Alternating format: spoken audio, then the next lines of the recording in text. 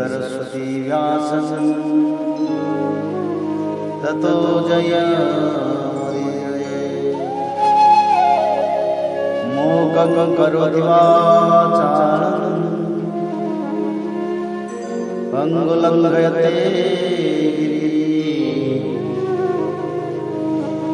यत्कृपातमहं वन्दे परमानन्दमाधवं। माधवो वाक्यं माधवो हरि परन्ते साधवा नित्यं सकलकार्येषु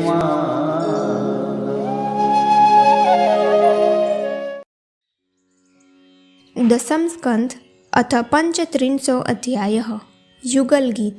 श्री सुखदेव जी कहते हैं, परीक्षित, भगवान श्री कृष्ण के गौओं को चराने के लिए प्रतिदिन वन में चले जाने पर उनके साथ गोपियों का चित्त भी चला जाता था। उनका मन श्री कृष्ण का चिंतन करता रहता और वे वाणी से उनकी लीलाओं का गान करती रहती। इस प्रकार वे बड़ी कठिनाई से अपना दिन बिताती। गोपियाँ आपस में कहती, अरे सखी, अपने प्रेमी जनों को प्रेम वितरण करने वाले और द्वेष करने वालों तक को मोक्ष दे देने वाले श्याम सुंदर नट नागर जब अपने बाएं कपोल को बाई बाह की ओर लटका देते हैं और अपनी भौवें नचाते हुए बांसुरी को अधरों से लगाते हैं तथा अपनी सुकुमार अंगुलियों को उसके छेदों पर फिराते हुए मधुर तान छेड़ते हैं, उस समय सिद्ध पत्नियां आकाश में अपने पति सिद्ध गणों के साथ विमानों पर चढ़कर आ जाती है और उस तान को सुनकर अत्यंत ही चकित तथा विस्मित हो जाती है।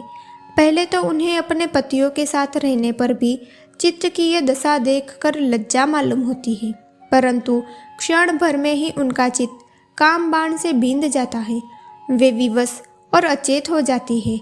उन्हें इस बात की भी सुधि नहीं रहती कि उनकी नीवी खुल गई है और उनके वस्त्र खिसक गए हैं। अरे गोपियों, तुम यह आश्चर्य की बात सुनो।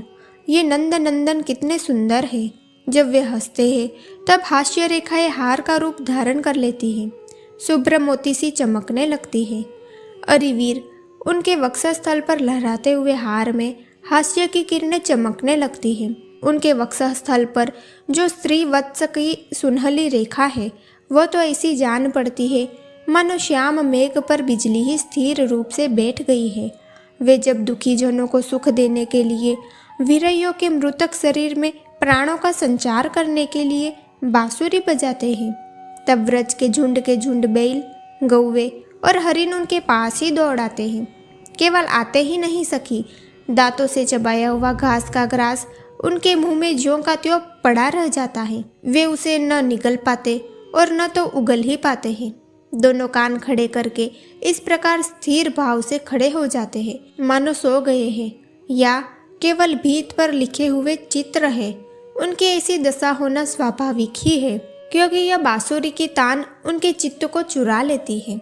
हे सखी, जब वे नंद के लाडले लाल अपने सिर पर मोर पंख का मुकुट बांध लेते हैं, घुंघराली अलकों में फूल के गुच्छे खोस लेते हैं, रंगीन धातुओं से अपना अंग अंग रंग लेते हैं और नए नए पल्लवों से ऐसा वेश सजा लेते हैं जैसे कोई बहुत बड़ा पहलवान हो, और फिर बलराम जी तथा ग्वाल बालों के साथ बांसुरी में गौओं का नाम ले लेकर उन्हें पुकारते हैं। उस समय प्यारी सखियों, नदियों की गति भी रुक जाती है। वे चाहती है कि वायु उड़ाकर हमारे प्रियतम के चरणों की धूली हमारे पास पहुंचा दे और उसे पाकर हम निहाल हो जाए, परंतु सखियों, वे भी हमारे ही जैसी मंदभागिनी है। जैसे नंद नंदन श्री कृष्ण का आलिंगन करते समय हमारी भुजाएं कांप जाती है और जड़ता रूप संचारी भाव का उदय हो जाने से हम अपने हाथों को हिला भी नहीं पाती, वैसे ही वे भी प्रेम के कारण कांपने लगती हैं।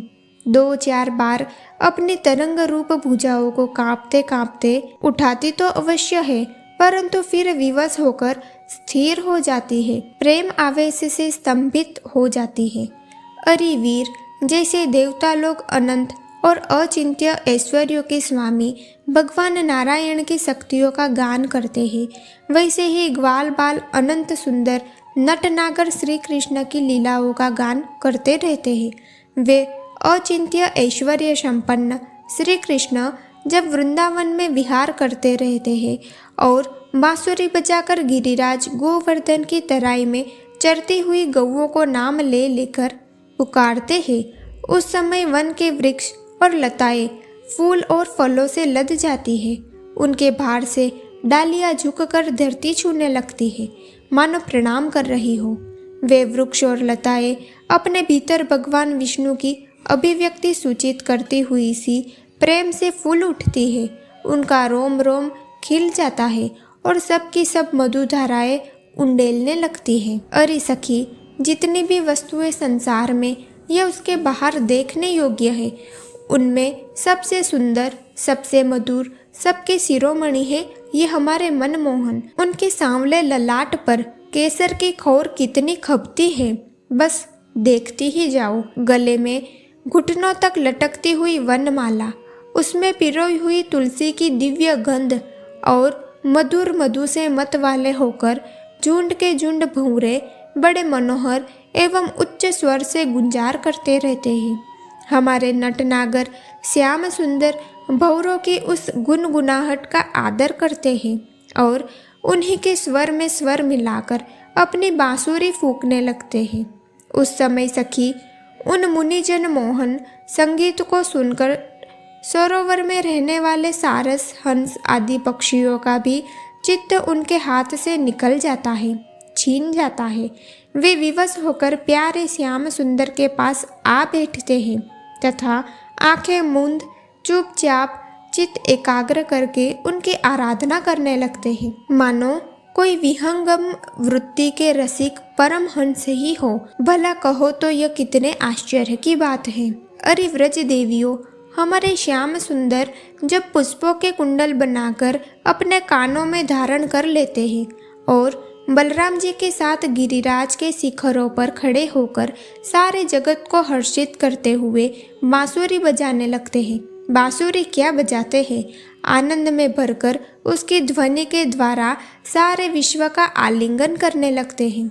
उस समय श्याम मेघ बांसुरी की तान के साथ मंद मंद गरजने लगता है। उसके चित्त में इस बात की शंका बनी रहती है कि कहीं मैं जोर से गर्जना कर उठूं और वह कहीं बांसुरी की तान के विपरीत पड़ जाए, उसमें बेसुरापन ले आए, तो मुझसे महात्मा श्री कृष्ण का अपराध हो जाएगा। सखी, वह इतना ही नहीं करता, वह जब देखता है कि हमारे सखा घनश्याम को घाम लग रहा है, तब वह उनके ऊपर आकर छाया कर लेता है, उनका छत्र बन जाता है। अरे वीर, वह तो प्रसन्न होकर बड़े प्रेम से उनके ऊपर अपना जीवन ही निछावर कर देता है। नन्ही नन्ही फुइयों के रूप में ऐसा बरसने लगता है मानो दिव्य पुष्पों की वर्षा कर रहा हो। कभी कभी बादलों की ओट में छिपकर देवता लोग भी पुष्प वर्षा कर जाया करते हैं। सती शिरोमणि यशोदा जी, तुम्हारे सुंदर कुंवर ग्वाल बालों के साथ खेल खेलने में बड़े निपुण हैं। रानी जी, तुम्हारे लाडले लाल सबके प्यारे तो है ही, चतुर भी बहुत है। देखो, उन्होंने बांसुरी बजाना किसी से सीखा नहीं, अपने ही अनेकों प्रकार की राग रागिनियाँ उन्होंने निकाल ली। जब वे अपने बिंबा फल सदृश लाल लाल अधरों पर बांसुरी रखकर ऋषभ, निषाद आदि स्वरों की अनेक जातियाँ बजाने लगते हैं, उस समय वंशी की परम मोहिनी और नई तान सुनकर ब्रह्मा, शंकर और इंद्र आदि बड़े बड़े देवता भी, जो सर्वज्ञ है, उसे नहीं पहचान पाते। वे इतने मोहित हो जाते हैं कि उनका चित्त तो उनके रोकने पर भी उनके हाथ से निकलकर वंशी ध्वनि में तल्लीन हो ही जाता है, सिर भी झुक जाता है और वे अपनी सूध बुद्ध खोकर उसी में तन्मय हो जाते हैं। अरे वीर, उनके चरण कमलों में ध्वजा, वज्र, कमल, अंकुश आदि के विचित्र और सुंदर सुंदर चिन्ह हैं। जब व्रजभूमि गौओं के खूर से खुद जाती है, तब वे अपने सुकुमार चरणों से उसकी पीड़ा मिटाते हुए गजराज के समान मंद गति से आते हैं और बांसुरी भी बजाते रहते हैं। उनकी वह वंशी ध्वनि, उनकी वह चाल और उनकी वह विलास भरी चितवन हमारे हृदय में प्रेम के मिलन की आकांक्षा का आवेग बढ़ा देती है। हम उस समय इतनी मुग्ध, इतनी मोहित हो जाती है कि हिल डोल तक नहीं सकती, मानो हम जड़ वृक्ष हो। हमें तो इस बात का भी पता नहीं चलता कि हमारा जूड़ा खुल गया है या बंधा है, हमारे शरीर पर का वस्त्र उतर गया है या है। अरे वीर, उनके गले में मणियों की माला बहुत ही भली मालूम होती है। तुलसी की मधुर गंध उन्हें बहुत प्यारी है। इसी से तुलसी की माला को तो वे कभी छोड़ते ही नहीं, सदा धारण किए रहते हैं। जब वे श्याम सुंदर उन मणियों की माला से गौओं की गिनती करते करते किसी प्रेमी सखा के गले में बाढ़ डाल देते हैं और भाव बता बताकर बांसुरी बजाते हुए गाने लगते हैं, उस समय बजती हुई उस बांसुरी के मधुर स्वर से मोहित होकर कृष्ण शार मृगों की पत्नी हरिणिया भी अपना चित्त उनके चरणों पर निछावर कर देती है। और जैसे हम गोपियाँ अपने घर गृहस्थी की आशा अभिलाषा छोड़कर गुण सागर नागर नंदन को घेरे रहती है, वैसे ही वे भी उनके पास दौड़ आती है और वहीं एक टक देखती हुई खड़ी रह जाती है, लौटने का नाम भी नहीं लेती। नंद रानी यशोदा जी, वास्तव में तुम बड़ी पुण्यवती हो, तभी तो तुम्हें ऐसे पुत्र मिले हैं। तुम्हारे वे लाडले लाल बड़े प्रेमी हैं, उनका चित्त बड़ा कोमल है। वे प्रेमी सखाओं को तरह तरह से हास परिहास के द्वारा सुख पहुँचाते हैं।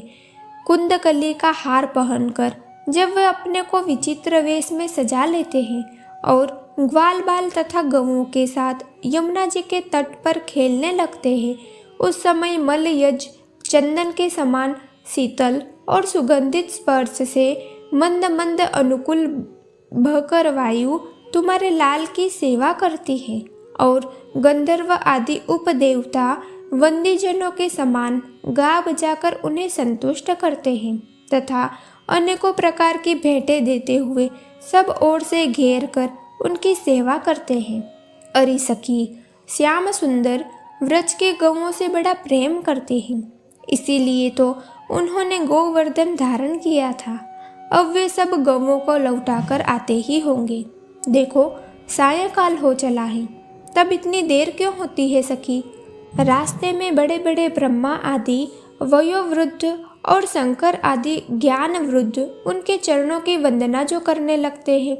अब गौओं के पीछे पीछे बांसुरी बजाते हुए वे आते ही होंगे। ग्वाल बाल उनकी कीर्ति का गान कर रहे होंगे।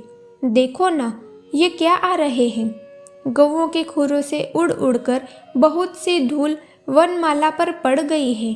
वे दिन भर जंगलों में घूमते घूमते थक गए हैं, फिर भी अपनी इस शोभा से हमारी आंखों को कितना सुख, कितना आनंद दे रहे हैं। देखो, ये यशोदा की कोख से प्रकट हुए सबको आह्लादित करने वाले चंद्रमा हम प्रेमीजनों की भलाई के लिए, हमारी आशा अभिलाषाओं को पूर्ण करने के लिए ही हमारे पास चले आ रहे हैं।